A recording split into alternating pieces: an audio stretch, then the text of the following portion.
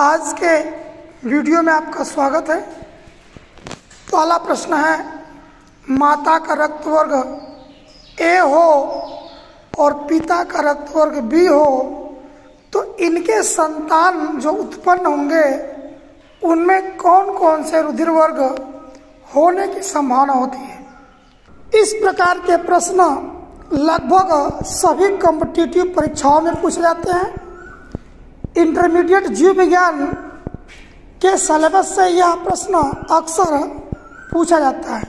ऐसे प्रश्नों को सॉल्व करने के लिए हम लोग मेंडल के नियम से संबंधित कुछ नियमों का अध्ययन करेंगे, जिससे हम ऐसे प्रश्नों को भविष्य में सॉल्व कर सकें।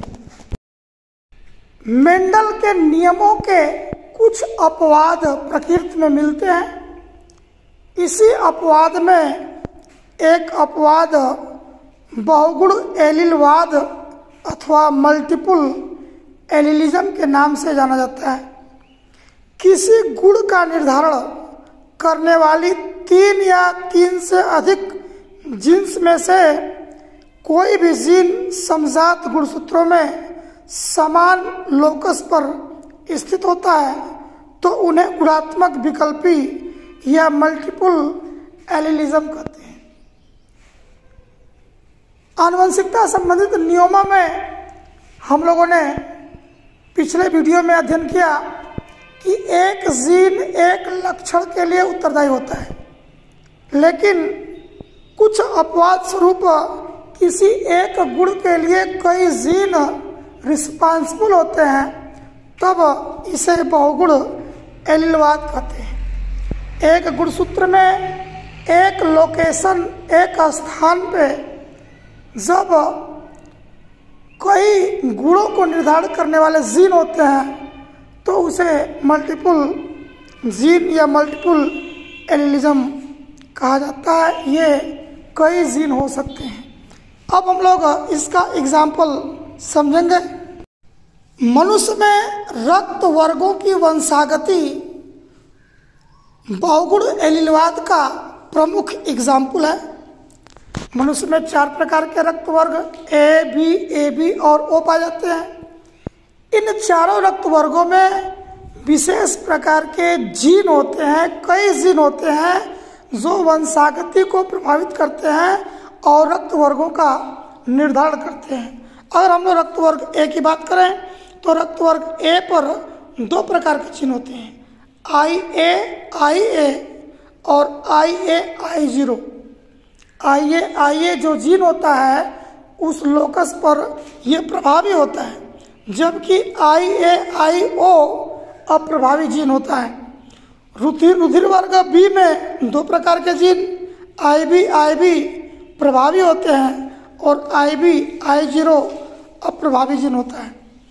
रुधिर वर्ग AB में एक ही जीन होता है IA और IB, और रुधिर वर्ग O में जो जीन होता है IO और IO, और यही जीन आपस में मिल करके रुधिर वर्गों का निर्धारण करते हैं कि उत्पन्न संतति में रक्त वर्ग क्या होगा।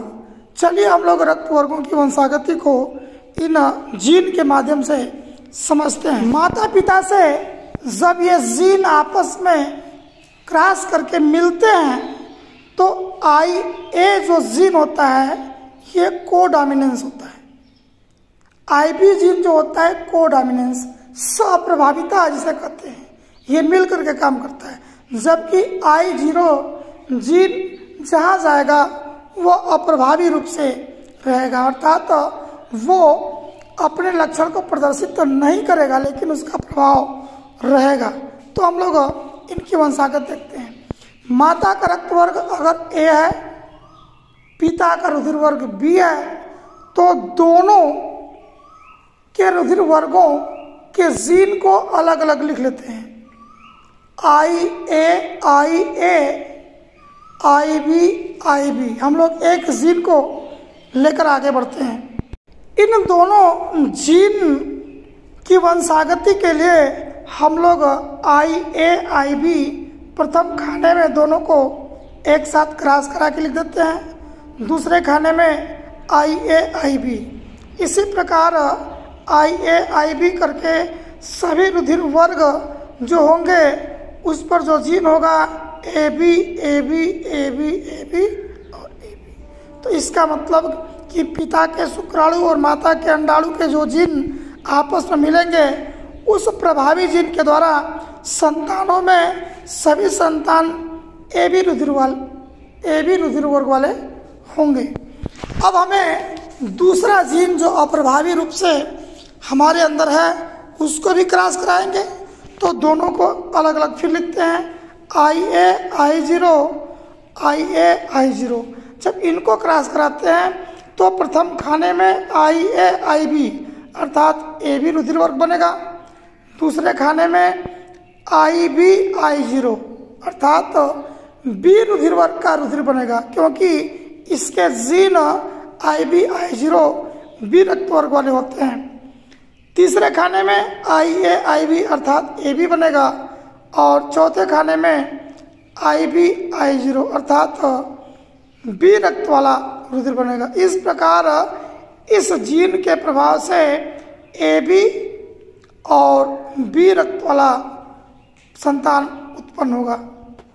इसी प्रकार हम लोग अगले क्लास में देखेंगे, यदि माता के अंडाणु में A रक्त वर्ग हो IA-IA अर्थात प्रभावी जीन हो और पिता के शुक्राणु में IB-I0 अर्थात अप्रभावी जीन हो, मतलब माता का रक्त वर्ग A हो पिता का रक्त वर्ग B हो। इनका क्रॉस कराएंगे तो पहले खाने में IA-IB अर्थात AB रक्त वर्ग बनेगा। दूसरे में IA-IB इसमें भी AB बनेगा। तीसरे में IA-I0 अर्थात रक्त वर्ग A बनेगा जो अप्रभावी रूप से रहेगा।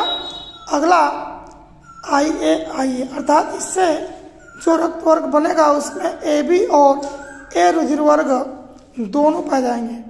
अगला जो उदाहरण है उसमें यदि माता के अंडाणु में अप्रभावी जीन IA-I0 हो और पिता के अंडाणु में IB-I0 यह भी अप्रभावी हो, जब दोनों को मिलाएंगे तो AB रक्त वर्ग प्रथम खाने में बनेगा, दूसरे में A बनेगा, तीसरे में भी A बनेगा, लेकिन चौथे में I0 अर्थात O रुधिर वर्ग का रक्त वर्ग बनेगा। इस प्रकार यदि माता का रुधिर वर्ग A, पिता का रुधिर वर्ग B या पिता का रुधिर वर्ग A, माता का रुधिर वर्ग B हो तो उनके संतानों में चारों रक्त वर्ग A, B, AB और O होने की संभावना होती है।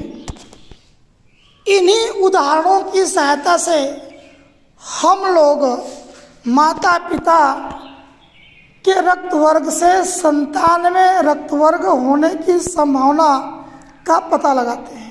इसी प्रकार समझ लीजिए, अगर माता का रुधिर वर्ग A हो, पिता का रुधिर वर्ग AB हो, तो दोनों के जीन को अलग अलग लिख करके दोनों में क्रॉस करा करके हम इनमें रक्त वर्गों की वंशागति का पता लगा सकते हैं और इस तरह के प्रश्नों को हल कर सकते हैं।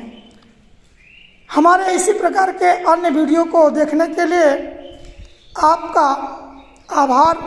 कृपया हमारे चैनल को सब्सक्राइब करें, वीडियो को शेयर करें, अच्छा लगे तो लाइक करें। धन्यवाद।